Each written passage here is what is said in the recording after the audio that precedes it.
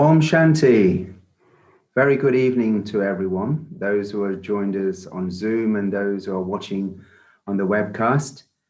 And it's a wonderful, warm evening here in Leicester. It's been a beautiful day today, so everyone is really optimistic. And today we have a really special speaker, Ruth Liddell from Inner Space Manchester. Now, I have known Ruth for a long time, and there's one thing I can rubber stamp categorically, 100%. She's always smiling. She's always enthusiastic. She never has this attitude, oh, we can't do this. She's always like, yeah, we can do this. We can do that. And so she's going to speak on the key to optimism. I don't think we've got any better speaker than Ruth on this. So Ruth, welcome to the regular Friday talks hosted by Lester and Harrow. And we're really delighted to have you on our list of speakers. So welcome, and over to you. Thank you for that warm and lovely introduction, Pramjit. And it's my pleasure and my honor to be here. I'm very happy. And the topic, key to optimism, I thought, wow, that's lovely. Because I really enjoy thinking about knowledge and spiritual things. And I hadn't actually thought about optimism very deeply. So this was a lovely opportunity for me to explore for myself and to see why there are times where I'm not so optimistic, while at other times it just seems natural, my natural nature. The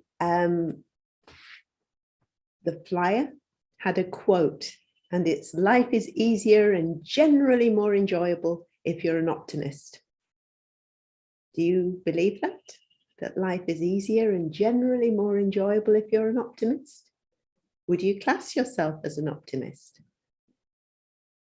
Perhaps we should have a look at the definition of optimism. I must admit, I was a little bit surprised. I'm going to share the screen with you, and there are just a few slides that I think will be helpful. I know that these Friday evening talks in Leicester are about people sharing their personal experience. I'm not an expert, I'm not a psychologist. I just studied a little bit of educational psychology to qualify as a teacher, but I didn't pursue it and keep up to date with it. But I think it's always interesting to have a look at what the definition is. And it's a good starting place for all of us. I'm going to share the screen, so just bear with me for a moment.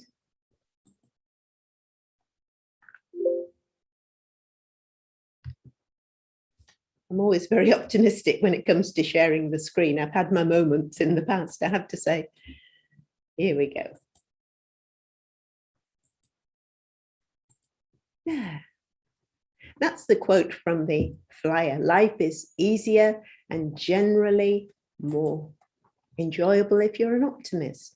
And I selected this picture because for me, it summed up a lot of what my beliefs are about optimism and my experiences.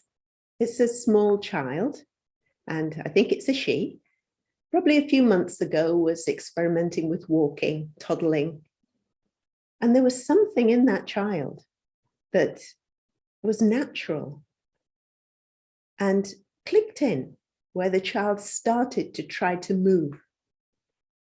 And just like in nature, the child is holding a flower. In nature, things grow from seed to flower. They just grow naturally. And there's an energy that allows things to grow and become and reach their potential, whatever that might be. And let me just share 4 definitions of optimism that came from Collins Dictionary. It's for English speakers. If I can. There we go. And I found this interesting because the first 2 I was aware of, but the next 2 I wasn't, perhaps because I haven't studied religion or psychology. But the first one, the tendency to expect the best and see the best in all things. I think we're familiar with the image of the glass half full and the glass half empty, and the optimist sees the glass is half full. The pessimist will see that the glass is half empty, the liquid is half gone. The second one, hopefulness, confidence. And that's the energy I think I see in the young child, striving to crawl and then walk and be independent. And in nature, think of a disaster and how seeds start to sprout and flowers come and nature regenerates. Number 3, the doctrine of the ultimate triumph of good over evil. Hadn't thought of that one, but that's at the heart of many of our religious philosophies. And the 4th one, the philosophical doctrine that this is the best of all possible worlds. And that 4th one made me realize that at the heart of the spiritual teachings of the Brahma Kumaris, Raj Yoga meditation, is this idea that this is the best of all possible worlds, because this is what exists right now in this moment. And an optimist has the skills, the habits,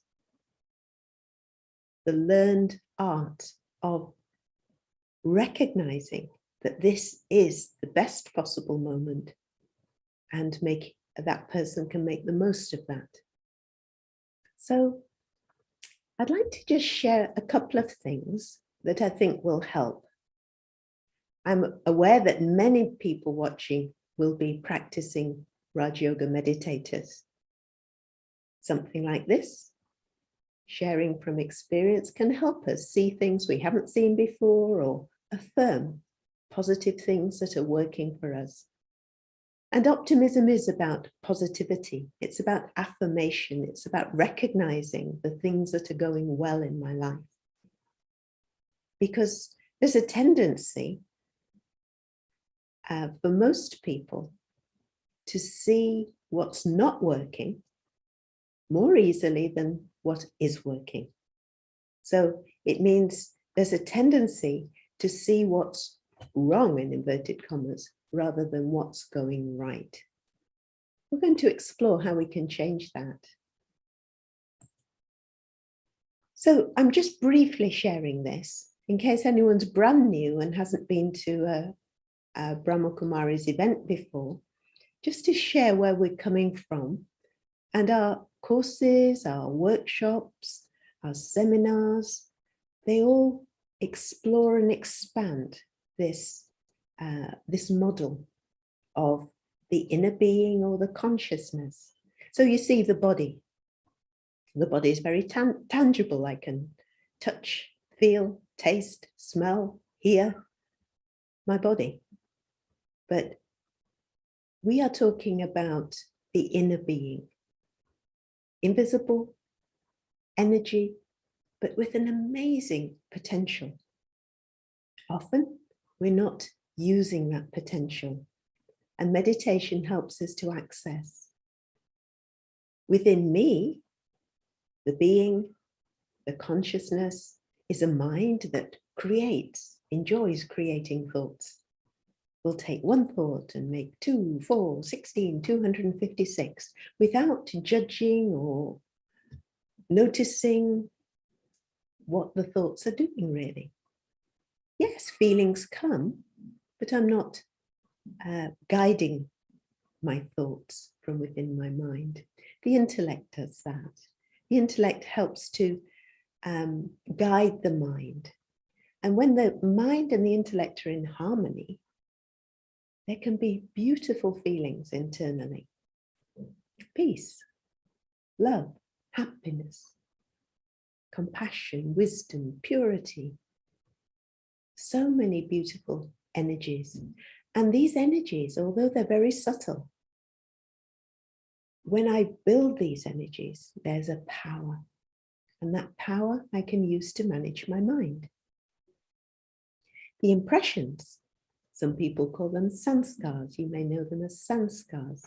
These are what I have accumulated through the workings of my mind and intellect and expressing those things through my body.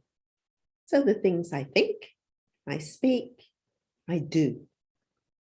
They're recorded in the impressions, an indelible recording. It's always there. Now, some of the things I record, I'm very happy about. Other things may have caused me to feel really bad in some way or another. And I'm not so keen for those memories to surface, yet they do. And my mind will work on them quite happily, not having the ability to know that I'm going to feel bad if I give energy to these memories. So this is the sort of model we're working with. Now, think of the little girl with the dandelion that you just saw, young, of an age where she's very much dependent on those around her for her well-being, sorry, I'm just got distracted by the chat. She's very much dependent on the people around her for her well-being. I'm saying her, I think it's a her, can't be sure, but I'll say her. So she's holding the flower out to someone she wants to give the flower to. And that giving, that love, that generosity is innate. It's natural in a young child, just as it's natural in nature. Think of a fruit tree. A tree will grow, it'll give shade, it'll give shelter, it will become food for certain animals and birds, organisms, and it will still produce fruit.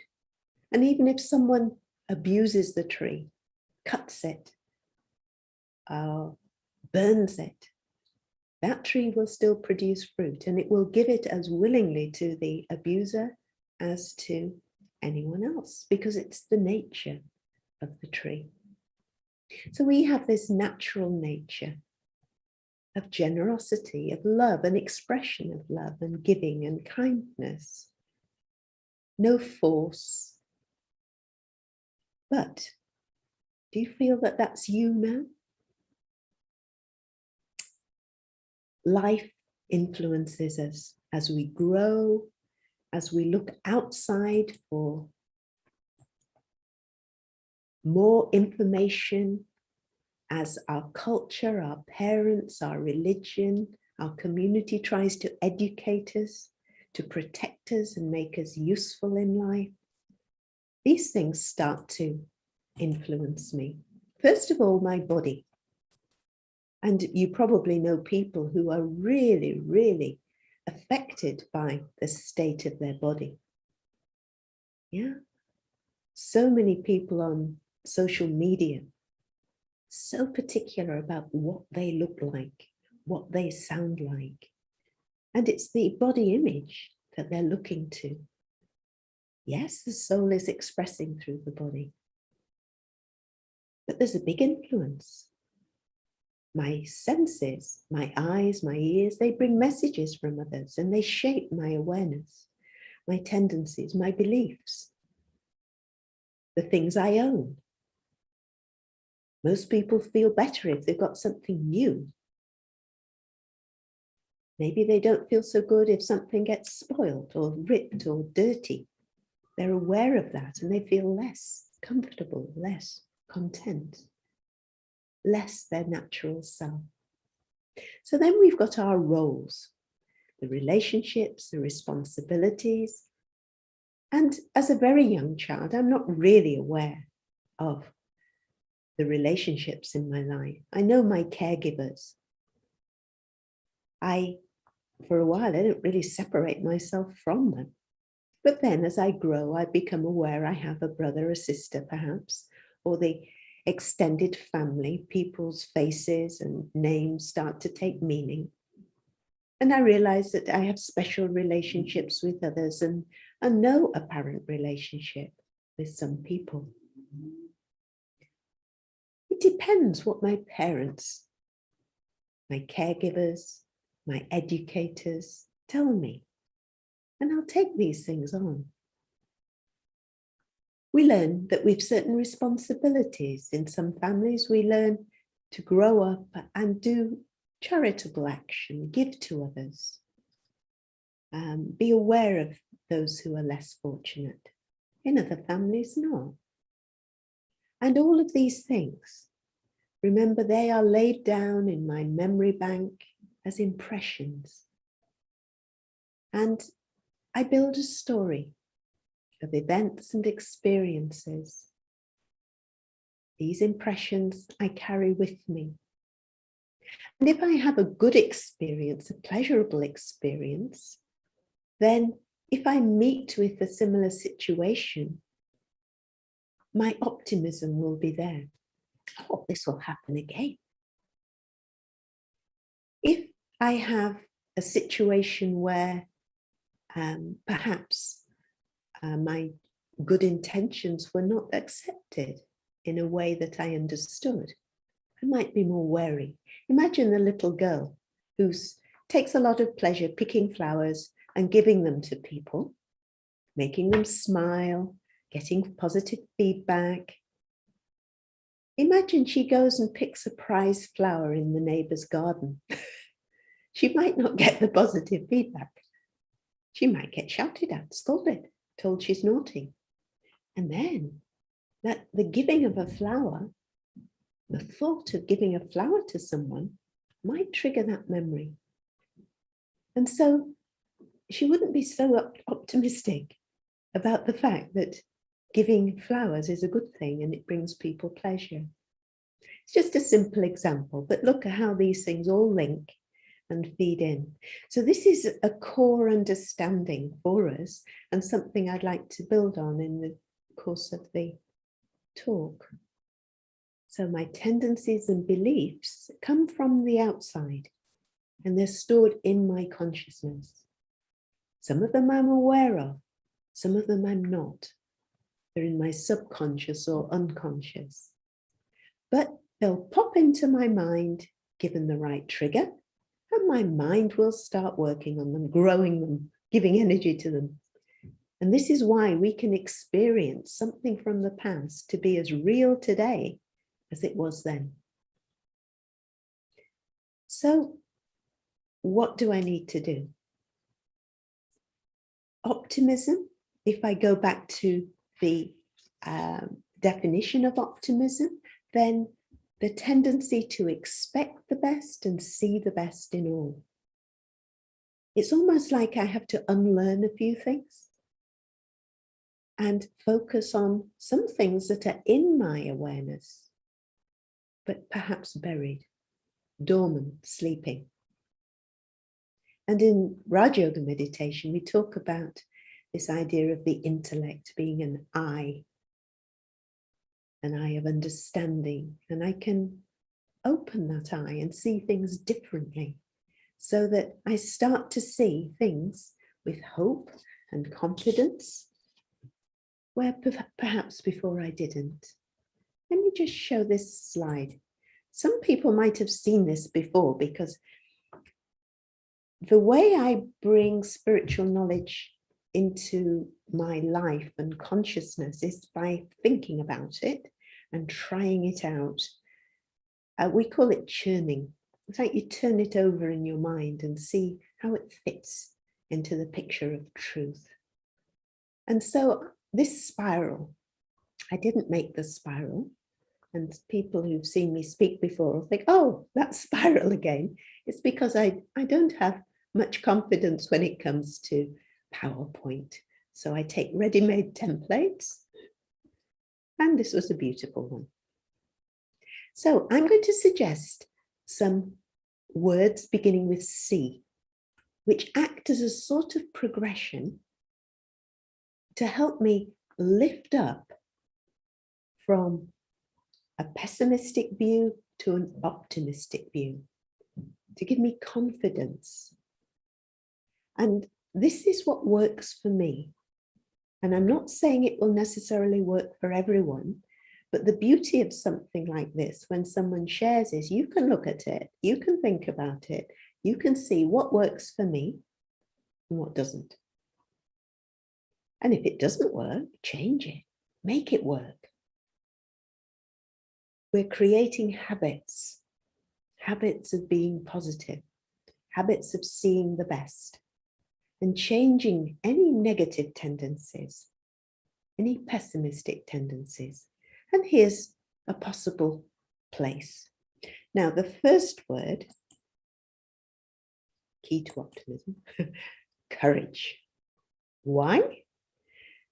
Because I'm going to start looking at some things that quite possibly I haven't wanted to look at in the past. My weaknesses. And for some people, it's just too much, especially if we've grown up believing that bad things happen because we're bad. Bad things happen because I am bad. A lot of us carry that to a certain extent. If I'd been someone else, things wouldn't have gone wrong. Because we grow up in a culture of blame, of victimization and feeling a victim, we can often carry that one.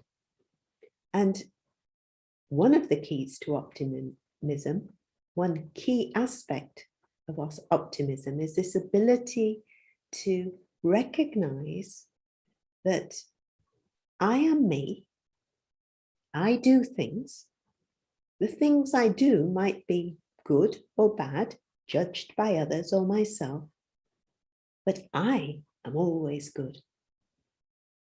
So I, the actor, the consciousness, perform actions.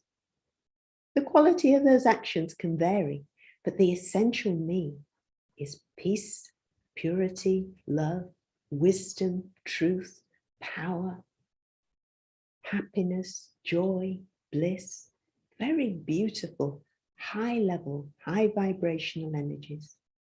So I do need courage because I'm going to face some of the things that I've believed in the past, and I'm going to discover they're not true. It takes courage to face that and not be disheartened by it. So let's have a look. Courage means I prepare myself for the challenges of looking honestly at my shortcomings. So if I can look honestly and recognize them, I can change them. So next is the curiosity I need to change. I need to research. I need to explore new ideas, spiritual ideas, philosophy, and learn how to use my inner strengths. Because my inner strengths are like light. My weaknesses are like shadows. And the light is all I need to get rid of the shadow. Think about the sun. Yeah. When day comes, we don't have to sweep away the darkness. The sun rises. The light comes, the shadows get shorter and shorter and shorter. And when the sun is overhead, when I'm in that full light, there's no shadow at all. And I can experience moments of that. But the spiritual journey is a long one. It takes practice, it takes perseverance, it takes patience. But I can experience moments where I think, yes, this is possible. And those moments start to come more frequently and stay with me for longer and longer as I practice the connection with my inner energies, my inner peace. I put contentment and power because an optimistic person can find contentment relatively easily. They can see the best in everything. And when I am feeling that I'm doing my best and things are the best, I will feel content. I'll be at peace with what's going on. I'll be happy that things are progressing the way they are because I'm managing, I'm coping, I'm shining with my inner light. Now, meditation is key for this. So in one way, we could say meditation is key to optimism, because I have to find a way to connect with the highest energy of myself. You could call it the higher self, the angel self, the deity self, whatever. But the concept that at the heart of my being is such pure energy, that energy is, when I see it in action, it is completely lovely, kind, benevolent, positive, generous. The energy of the highest self expressing through the body. So meditation, and not just now and then, a practice. And my research will have told me I've got to do this regularly. Because to shift old and deep habits takes time. So experiment. If you're not a meditator already, there are all sorts of meditations. Brahmakumaris in the spaces have a lot. Look for meditations that you think anyone of any religion or none could be comfortable with. That's a sign of the sort of meditation you need to be doing. The idea that it's not part of a religion or a dogma, not part of a political philosophy or anything else. It's just truth. And these energies I've mentioned, peace, love, wisdom, happiness, joy, these are at the heart of all the religions. This is spirituality. So meditating on something true, something that will always be and that would be for anyone on the planet.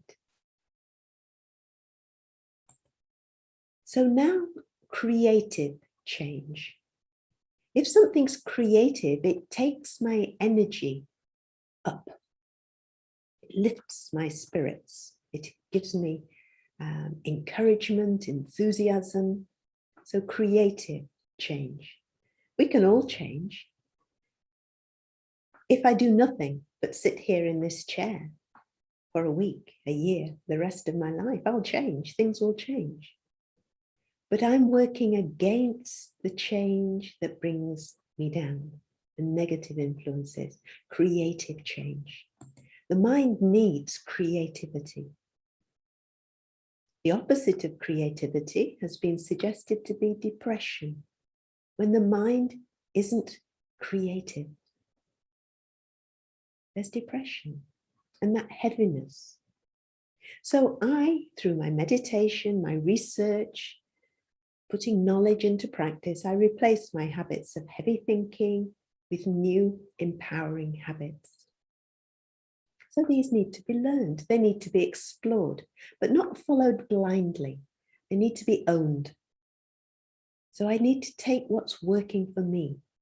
What's lighting my inner light? What's making my inner sunshine shine brightly? What's removing the shadows? And I don't need to worry whether I'm doing the right thing or not. If this feeling of lightness, of happiness, of peace is there, I'm on the right track. And I can trust, as I activate my optimism, I can trust that life will bring me what else I need. I just keep doing what is good and right for me, what is true, and everything else will fall into place. A lot of meditators would share that. So creative change, really, this is activism. It's quiet activism, working on the inner workings of the mind and the intellect, managing those thoughts. Clarity comes, that eye of understanding, that eye of wisdom, that eye of the intellect. As it opens, as the dust and debris is cleared out of it, I can see with a new awareness. And I understand myself more and more. So I can see where the optimism lies, where it gets covered up. And I can do something about it if I choose. And it's all about choice. It is always my choice. Stuff can happen outside. But what do I do with that?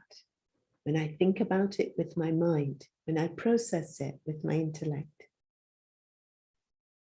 as I build my inner power and understanding, then I realize I can think whatever I want, and I can start to influence my mood at times where perhaps other people around me, people I don't even know in the world, their influence lessens. If we watch the news, we can find the impact of influence, some things that shock, that sadden. This is influence, and it's coming from the outside. And if tears come or anger comes, it's a sign that I've just allowed it in. I haven't put a barrier up to stop my emotion flaring up. I can do that. I can distance myself from the pain, from the sorrow, and protect myself so that I'm better able to respond. Not so emotional, not so triggered, not so often. So the influence from the inside out is very important. This awareness, I am a peaceful, happy, positive, contented, optimistic soul with enormous potential to use these energies more in my life. These sorts of thoughts I can affirm, and I can start to see the result of that. So there's a clarity. The grey area of, is this good for me or not, becomes clearer.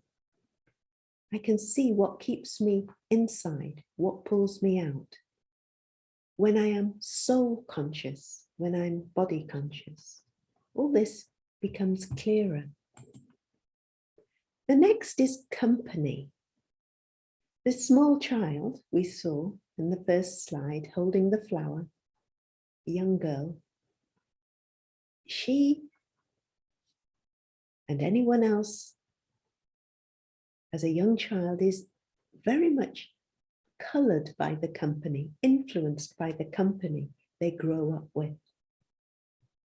So if the child grows up with parents who are very encouraging, so the child has courage to experiment with things. If they encourage curiosity and thinking about things, keeping things clear in my mind, appreciating things, with the practice at the end of the day to finish the day and go to sleep quietly, peacefully, looking forward to tomorrow, those sorts of things, that a child will have more optimistic tendencies. Some children are not so fortunate, and so they are influenced or colored by the values of the people around them. And it's different for them. As a school teacher, I have seen children in many, many different countries, actually, and teachers in many different countries. Some of them are so pessimistic, some of them are so optimistic. And the sad thing I found were teachers who loved teaching, vocational teachers.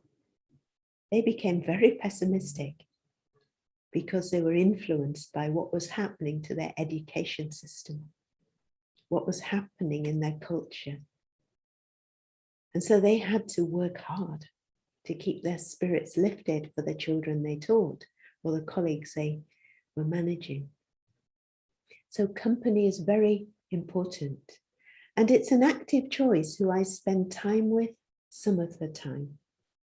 Maybe as a young child or a young adult, I don't have a choice. Maybe in my job or my school, I have a certain group of people I have to be with. But I don't have to buy into their energy. I don't have to join their gossip and conversation. I can be quiet. I can be connected. I can understand. They need to voice these things. They're expressing their pain. They're expressing where they're at. And that's okay. It's not good, it's not bad, it just is. They're good people. They're beautiful people. But they're just experiencing more darkness and light. And I can allow that. And I can be in an energy of acceptance. I can be content. And I can create that little bit of distance that allows me to respond in a way that's helpful. Not to preach or teach or say you should be more positive, because often that's not very well received. But just to be more positive, be cheerful, be quiet. And then when they come, they feel good and they don't need to say anything.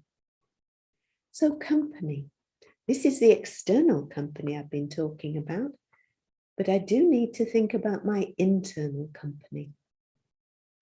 And the first step is to watch the self-talk. Who else is in my head telling me things? Sometimes it feels like we've got a grandmother in there, or a strict teacher saying, you're wrong, you're bad, this and that. I don't need to keep that company anymore. My meditation tells me I'm good. I'm very good. And so I need to find ways not to give energy and time to that old voice that used to disempower me, used to rob me of optimism. So I'll talk more about that in the last slide I'm going to show. After the result of all this inner work, my experience is we get confident. We feel confident about our ability. It can be that I've grown up thinking if you're too kind, too gentle, if you're too positive, people will take advantage of you. People will think you're soft. Maybe. But the confidence I build through doing this inner work, it actually doesn't matter what other people think of me. It's what I think of me that matters. They have every right to think whatever they want about me, because I'm no longer dependent on what they think of me for my sense of value.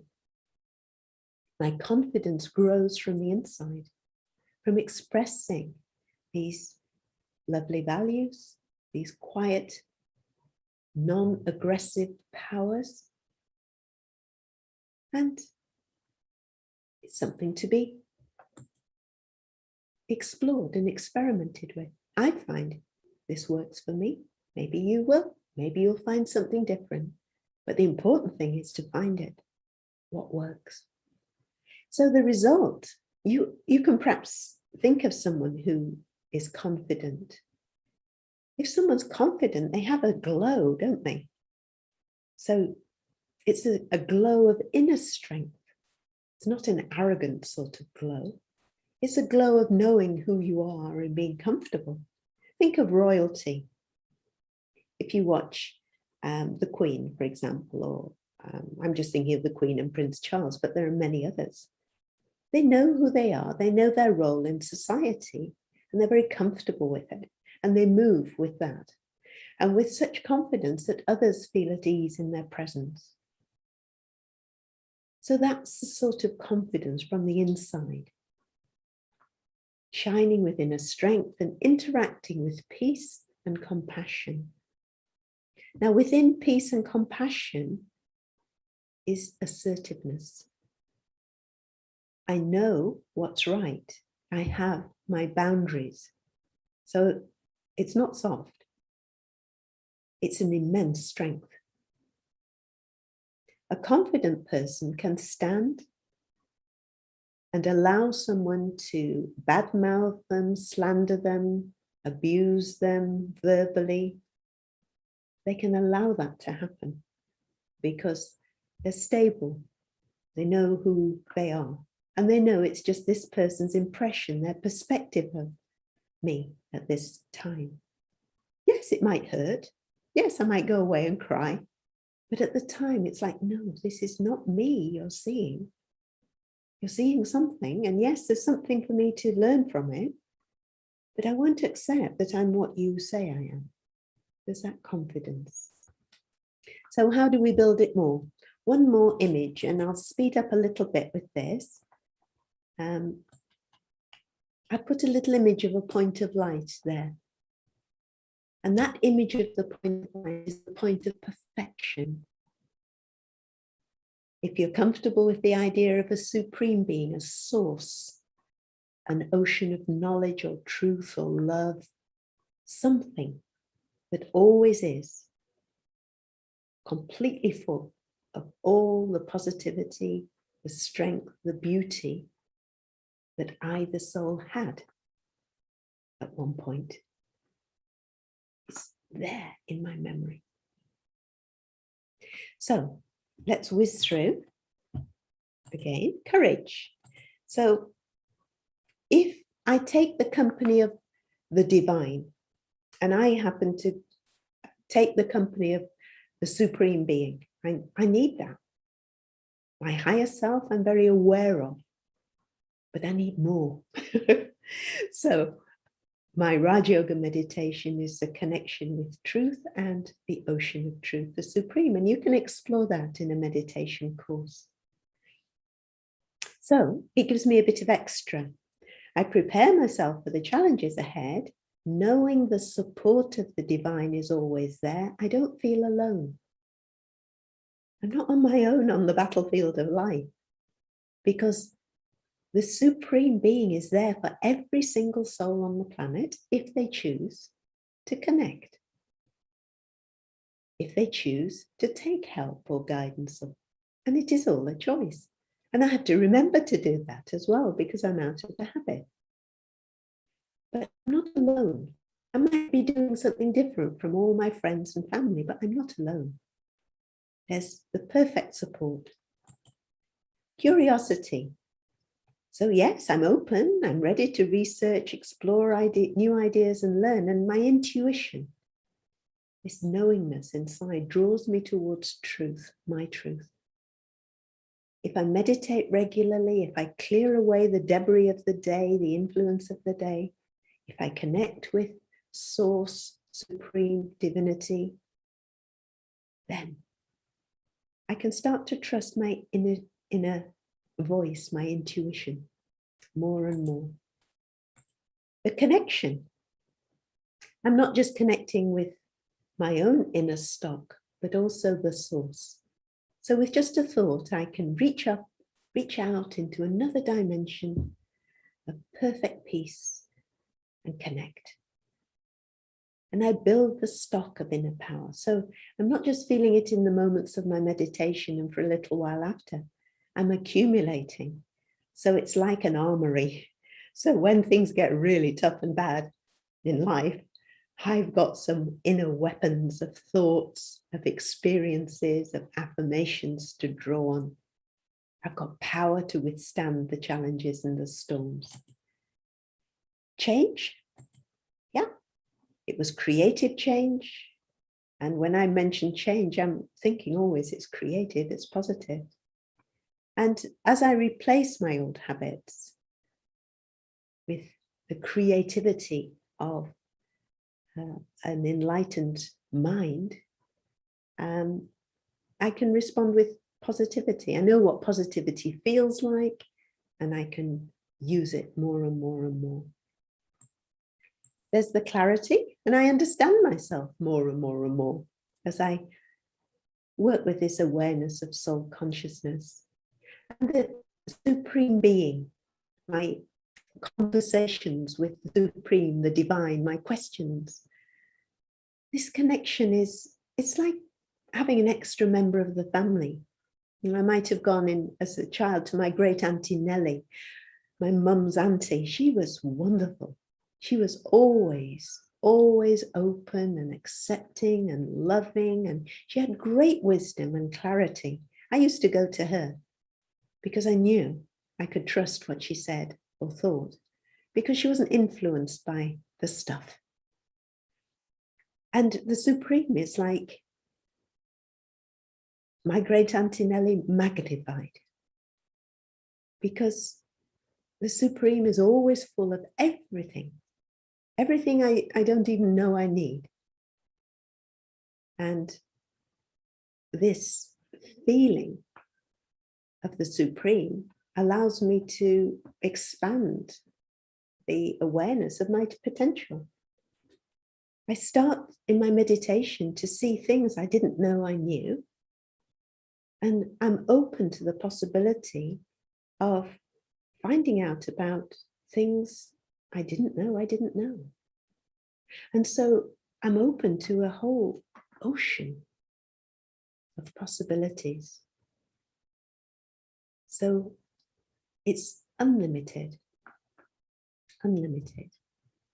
And the more I think, the more I keep the good company, the more I benefit, because I develop appreciation for knowledge, for myself, for the relationship with the divine. I appreciate others because they become my teachers. Every time there's a challenge, I learn something. If I do the inner work, if I meditate. So that confidence, without any spiritual practice, like people shine with confidence. But all the soul's latent beauty and power can become visible, not with the physical eyes, but visible through my actions and interactions. I'm going to stop there because it's time for questions. I'll stop the share.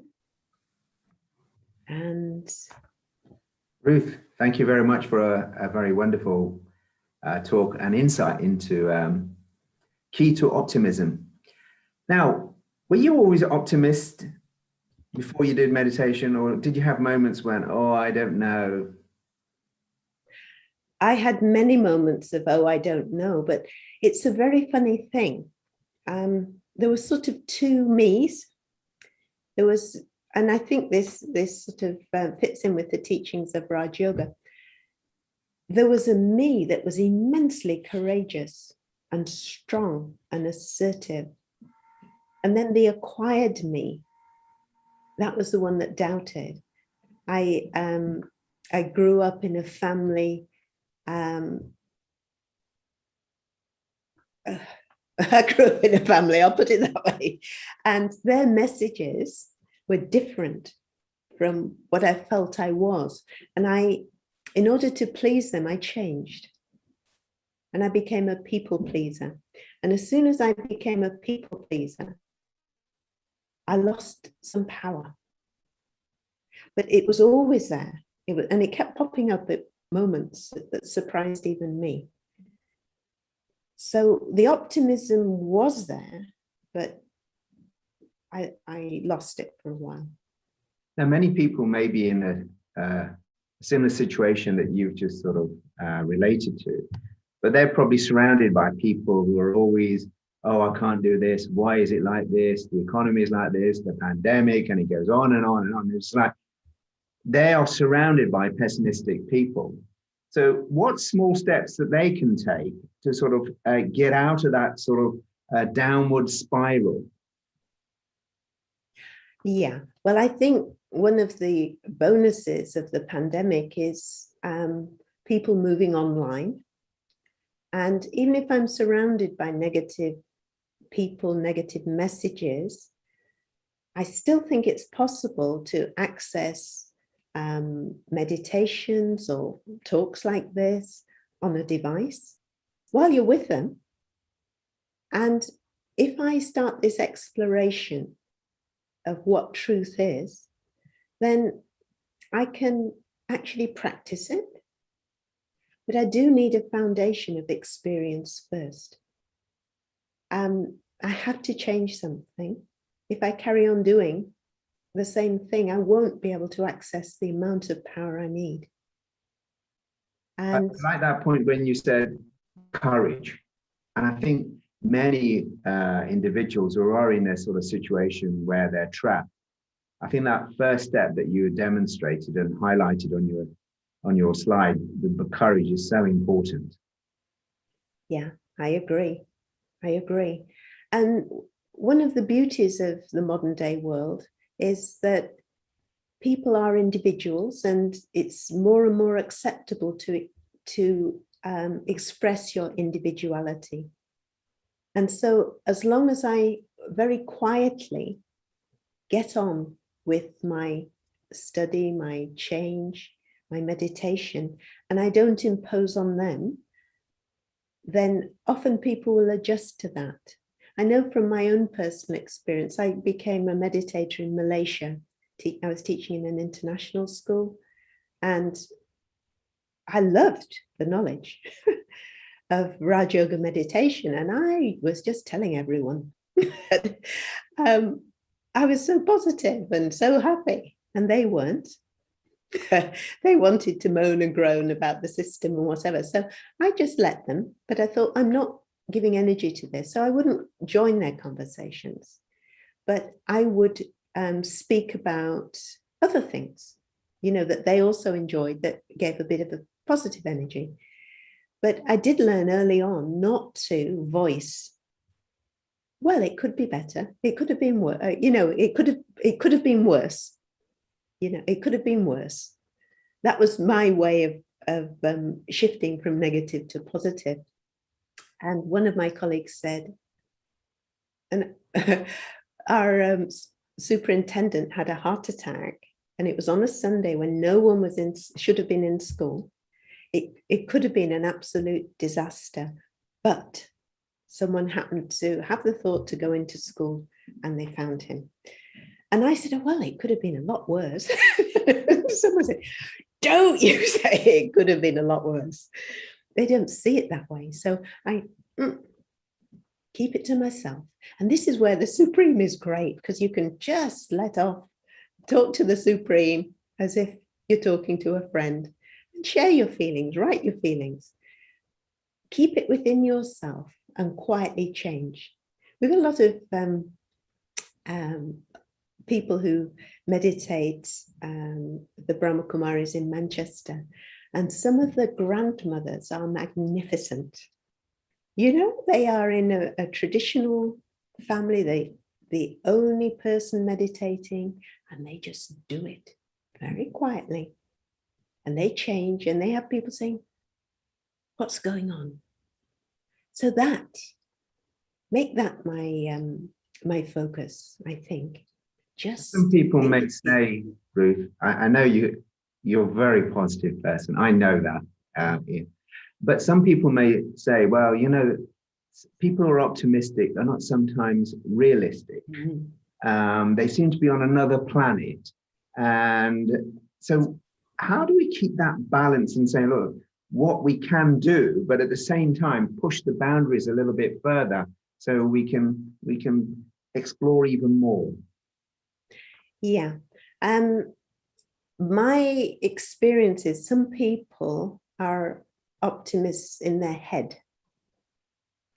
Others feel the power of optimism, and there's a difference. If people are optimistic in their head, and this was me early on because I hadn't had that much experience, we tend to say, but the energy doesn't sort of confirm that. And I think that's a big difference. And I've forgotten the second part of your question now. How do you keep a balance from saying, okay, yeah, I am optimistic, but not appearing that I'm sort of beyond the reality of situations? Yeah. I wouldn't state that I'm an optimist. I would make suggestions and offer ideas on the basis of things that other people could recognize. It worked out in this situation or that situation. So it's a balance of being in the moment now and dealing with what I have to do, drawing on past experience to affirm the fact that it's okay to be optimistic, it can work, and just allowing them to be skeptical as well. It's It's a little difficult for me to explain. I don't know if that's made sense to you. Maybe another question. No, yes, sometimes you've demonstrated in your presentation that sometimes when you do have that powerful thought, the impossible becomes possible, and suddenly you create that positive energy, and suddenly everyone's on board. Now, how do you sustain that? How do you sustain that level of, always being optimistic? I think it's not a question of thinking about sustaining it. It's a question of being it in the moment. And this moment becomes the next moment, the next moment. An optimist isn't a great planner. An optimist is someone who responds to the moment with the thought that, oh, this is going to be good, or the best thing's going to happen. But an optimist doesn't hold on to a set vision of how that's going to happen. They just know. And because I have spiritual understanding, if things happen that are surprising and don't look good, I manage them in my head to see whether there's some learning in that, or it might be later on in a week, in a year, I'll see that this was a good thing. So an optimist doesn't have any expectations in the way that perhaps someone who was planning success would have. So in the moment, in the moment, in the moment, with the energy, and allowing people not to be optimistic, just quietly getting on with it and managing their responses, my responses, in such a way that I stay balanced and content and okay with it. The connection with the Supreme helps, because any doubt, any fear, because fear is a big driver for pessimism, doubts and fears and lack of confidence, I can talk about it. Like I used to talk to my great Auntie Nellie. I talk to God and I get a feeling. And sometimes I just talk, and sometimes I imagine God's going, oh, here she's going again. Let her get it out of her system. But it's great. We have a great relationship. And then writing, or, the important thing I think is to clear anything heavy inside. And then that clarity is there. It's there. This moment, the next moment, the next moment. Just one other area that I just want to touch on is you mentioned company. Now, some people are very fortunate. They're surrounded by positive people. But for a lot of people, they're surrounded by the opposite.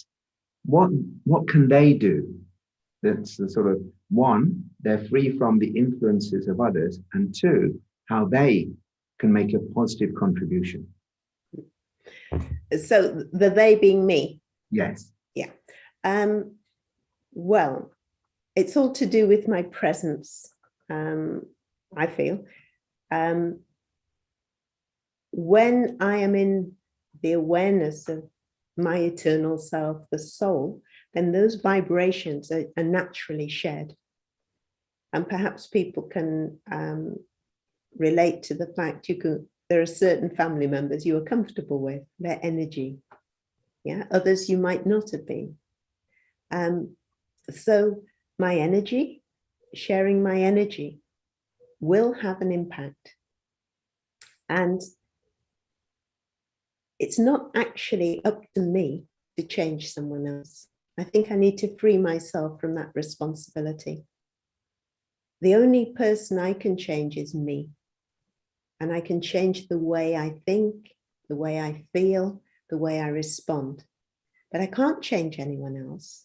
And while I might be sad that they're thinking that way, or they're suffering, they're in pain in some way, I have to realize my limitations. Even God can't relieve someone's pain and suffering in that way, in our understanding.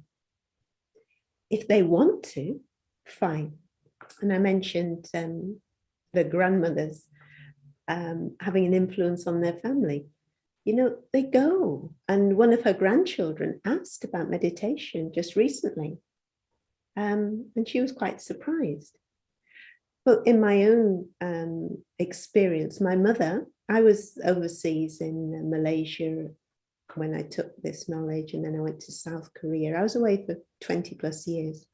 My mum was in Yorkshire, and I kept visiting, and she was very concerned what had happened to her daughter, that she'd got in with some weird cult and they were going to take all her money and my money and her money and all sorts of things.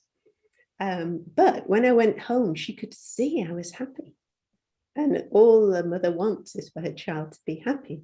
Now, I started by telling her all about this knowledge, and you should do this, mother, and all of this. But over the years, she actually started meditating. She actually became a BK.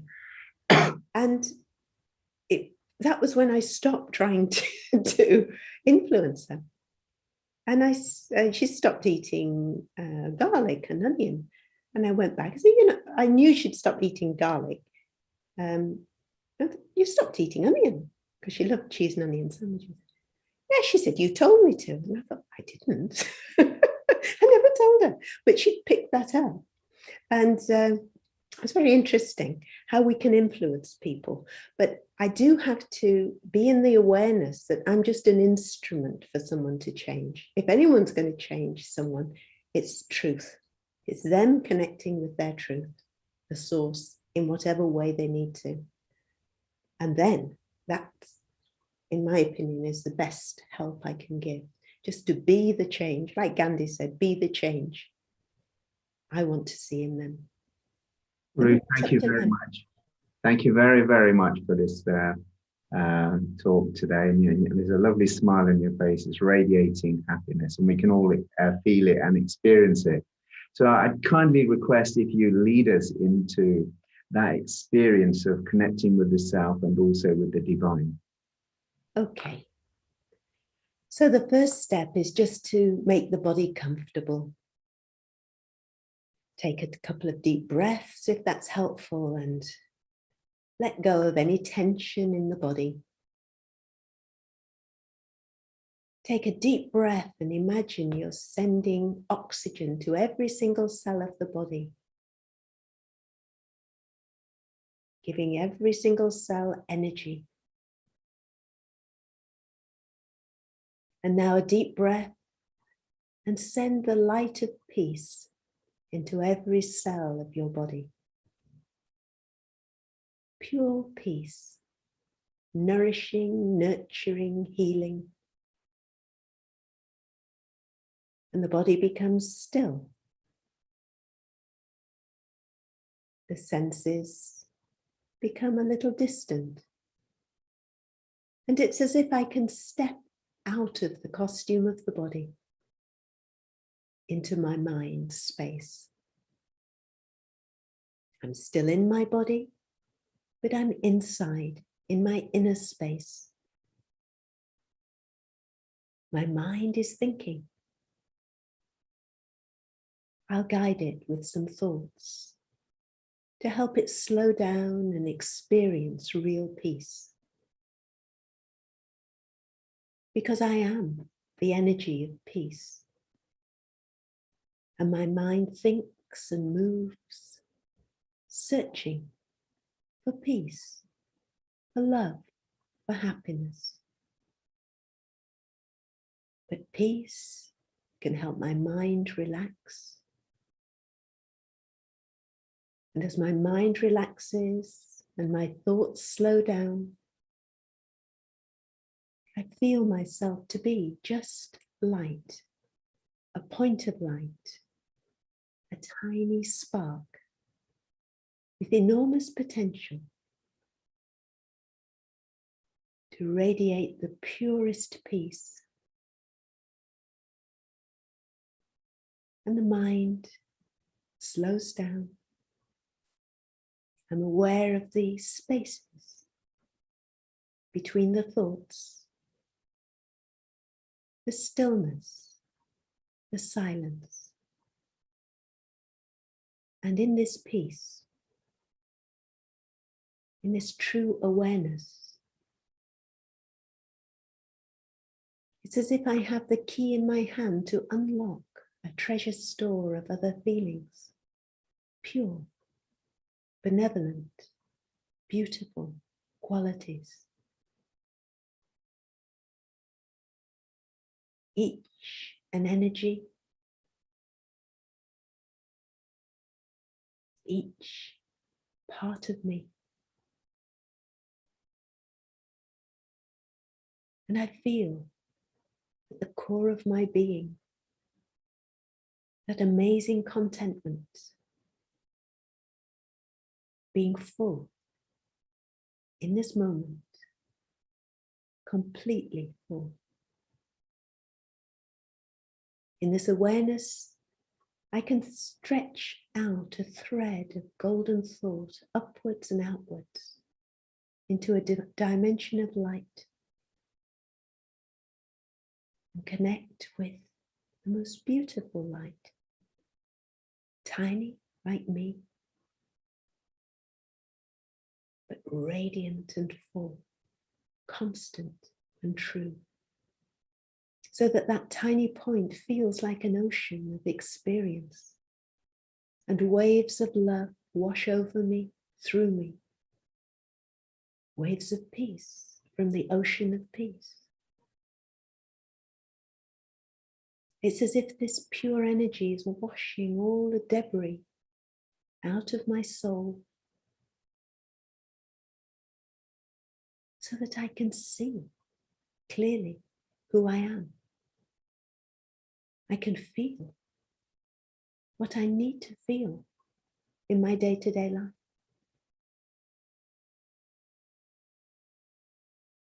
And this is not just a connection of 2 points. It's a connection of 2 hearts, a relationship with my friend, my parent, my guide.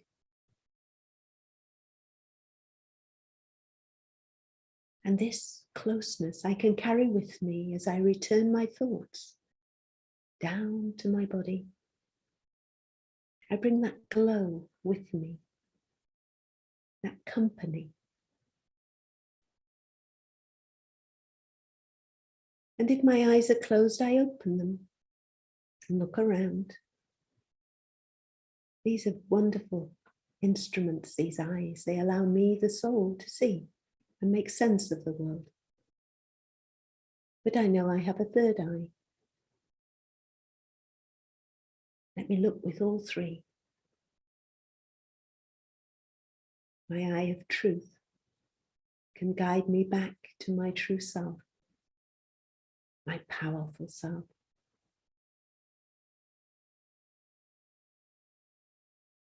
I finish my meditation with a thought of truth. Om Shanti. Om, I, the eternal being. Shanti, peace.